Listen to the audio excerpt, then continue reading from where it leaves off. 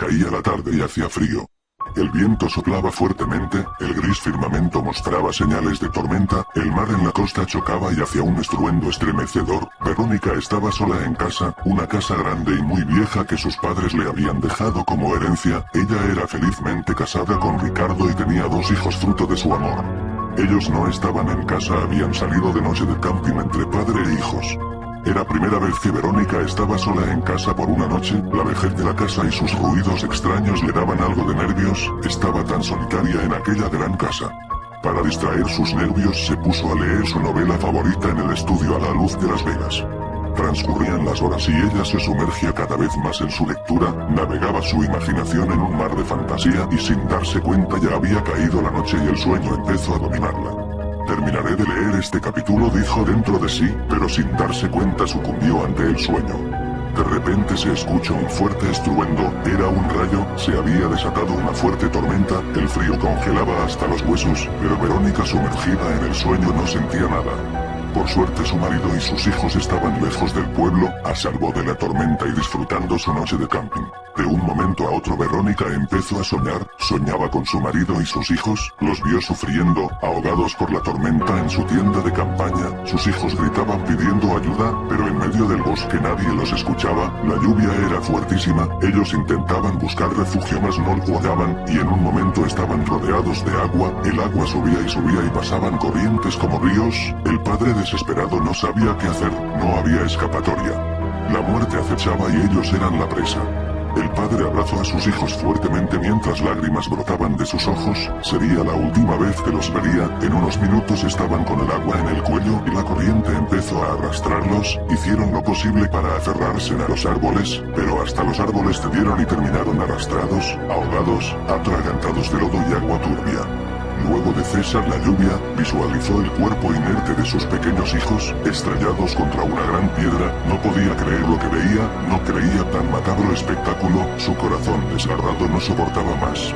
Por las mejillas de Verónica rodaron algunas lágrimas, y de repente despertó. Qué tonta soy, solo era un sueño. Salió del estudio y se dirigió al bar y se tomó un trago, pensando que quizás un trago la calmaría. Luego se dirigió a su habitación a dormir, se acostó y cuando cerró los ojos, tocaron la puerta de su habitación, toc, toc, toc, se levantó y pensó, ¿será que decidieron venirse? Y cuando abrió la puerta vio a sus 2 pequeños hijos. Pálidos, mojados, lacerados, estrujados y golpeados tal como los vio en el sueño. El miedo, la desesperación y la angustia tomaron control de su corazón. Corrió y corrió tumbando todo a su paso y se encerró en el baño. Sin darse cuenta tumbó algunos candelabros y la casa se empezó a incendiar. Ya en el baño se lavó la cara y se calmó un poco, dijo para sí misma, es solo mi imaginación, qué tonta soy.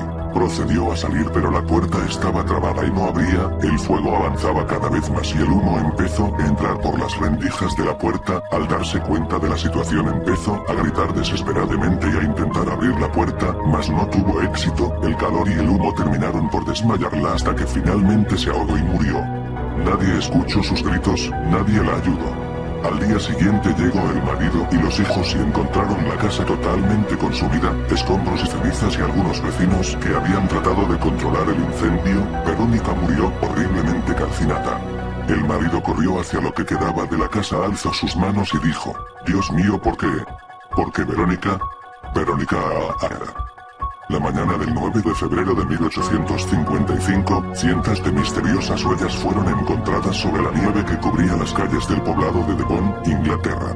Las huellas, que simulan los cascos de un caballo, cubrían 100 millas a través del terreno. En lugar de seguir un camino fijo, las huellas fueron encontradas en paredes, jardines, techos, a los costados de las cercas, y otros lugares imposibles de llegar para una criatura real. Dada la imposibilidad del trayecto y del aspecto de las huellas, sin mencionar que las huellas parecían pertenecer a una criatura bípeda, la mayoría de los residentes estuvieron de acuerdo en que las huellas pertenecían al mismísimo demonio. Las huellas fueron reportadas por cientos de personas, y fueron mencionadas en el Times de Londres y el Illustrated London News. En estos, los ciudadanos debatían el posible causante de las huellas, además, a pesar de la religión, pues, era el siglo XIX, había quienes buscaban una explicación más racional para las huellas, en vez de simplemente culpar al diablo. Varios animales fueron descartados como causantes. El reverendo Musgrave tenía la teoría de que fueron un par de canguros, que tal vez escaparon de una propiedad privada cercana. El naturalista Sir Richard Owen pensé que tal vez se trataba de alguna especie de tejón, que suelen dejar huellas que simulan las pisadas de una criatura bípeda. Algunas personas sugirieron algunos tipos de gatos, nutria, grullas y hasta ratones. Esas, además, no explicaban cómo un animal terrestre era capaz de atravesar cercas de 1 metro de alto o caminar verticalmente en las paredes. Naturalmente, otras personas pensaban que tal vez se trataba de otra criatura paranormal, pero no el diablo, tal vez un espíritu animal, o incluso el Sprine Lephak. Una misteriosa criatura que desafiaba la gravedad y cuyas historias en los poblados ingleses eran casi idénticas a este caso. Algunos sugerían la presencia de extraterrestres, que tal vez tenían la tecnología para dejar tales huellas. Y, naturalmente, también hubo aquellos quienes tenían otra explicación.